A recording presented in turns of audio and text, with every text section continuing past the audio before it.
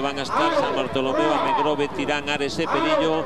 Aí teñen todas as embarcacións. Na parte inferior das súas imaxes San Bartolomeu, despois no carreiro número 2 Amegrove, Tinares e Perillo, que irá no carreiro número 5. Está en xogo o título da Liga de Noroeste de Traíñas. Dase a saída.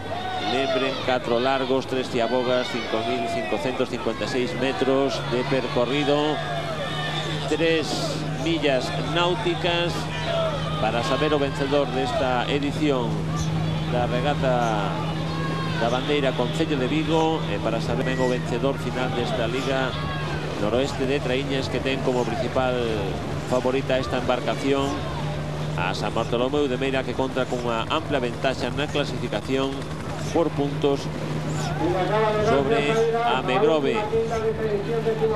Teñen Amegrove, que mantendrá un interesantísimo duelo co Club de Regatas de Perillo, que figura terceira nesa clasificación da Liga Noroeste de Traíñas.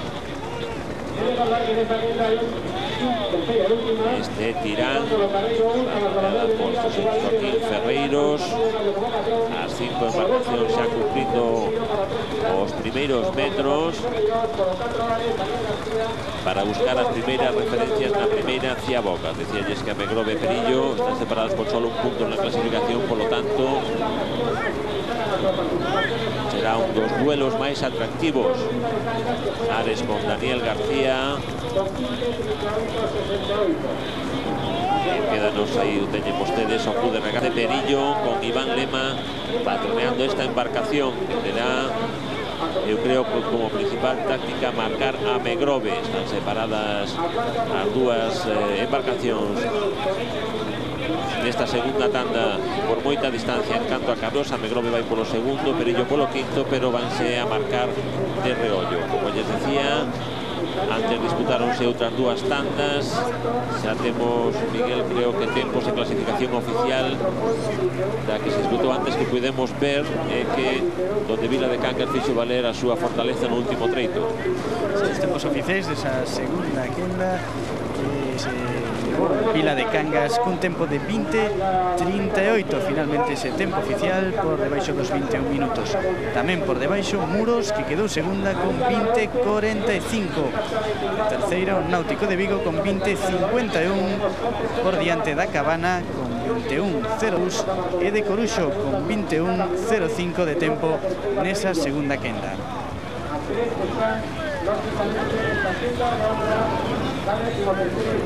San Bartolomeu, líder desta Liga Noroeste de Traíñas. Voy a recordar a clasificación con 166 puntos, segundo Amegrove 155, terceiro Perillo 154, Ares 142 ocupa a cuarta posición. Todo isto é provisional a falta desta proba, que é a última. A quinta Tirán con 140, Náutico de Vigo ten 111, ocupa a sexta plaza, Vila de Cangas 110, Muros 108, a Cabana de Ferrol 89, Coruxo 78, Rianxo 72, Chapela 48, a Pobra 44, Castropol 39, as Xubias 23 e Mar de Bueu 7.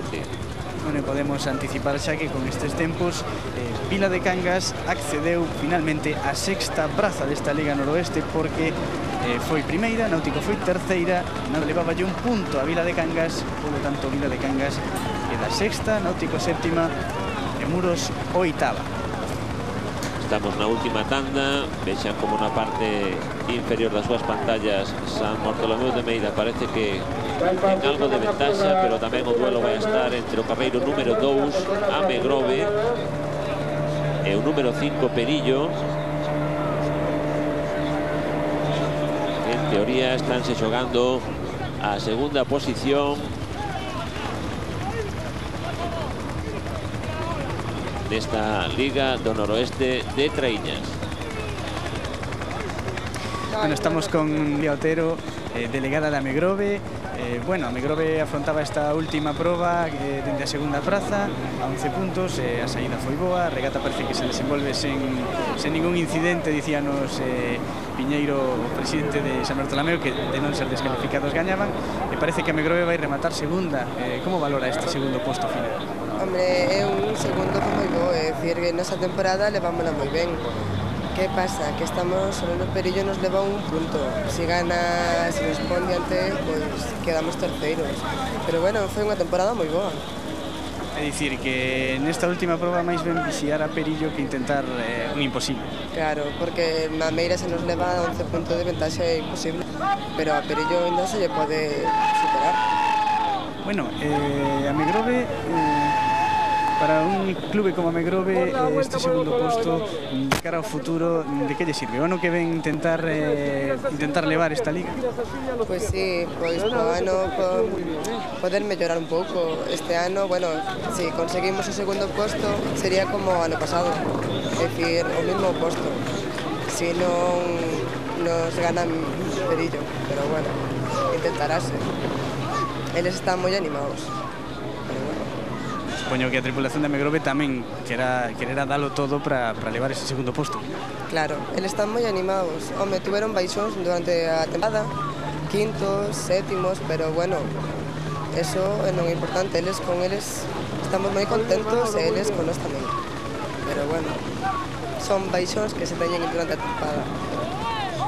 Bueno, pero de cara ao futuro supoño que a ilusión, a vista posta quizáis nunha hipotética presencia na regata da Concha. Este ano intentouse que fosen 2 representantes, ao final non puido ser, e supoño que un pouquiño de decepción tamén por eso. Hombre, sí, os remeros o ano pasado foron a Concha e foron moi ilusionados, pero este ano baraxouse a posibilidade de ir 2, pero ao final descartouse. Pero bueno, o tema é que se po ano pois podemos andar primeiros e ir a Concha, pode darse a casualidade de que podíamos optar a ACP para o ano, non este ano, pero bueno.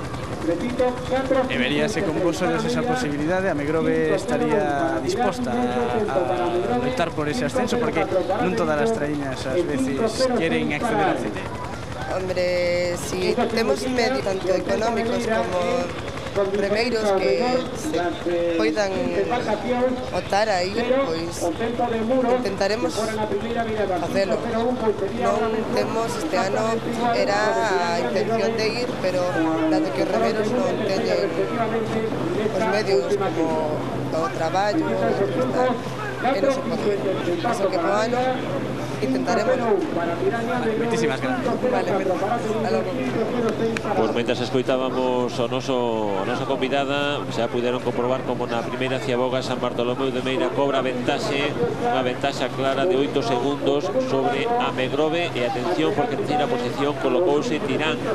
A Megrove e Tirán empatados, igualadas en 5 minutos 1 segundo, e quedouse un poquinho atrás Perillo, que polo tanto non derrotaría al menos parcialmente a Megrove, quedouse a 3 segundos de Megrove do seu gran adversario nesa loita por o segundo posto da Liga Noroeste de Traíña.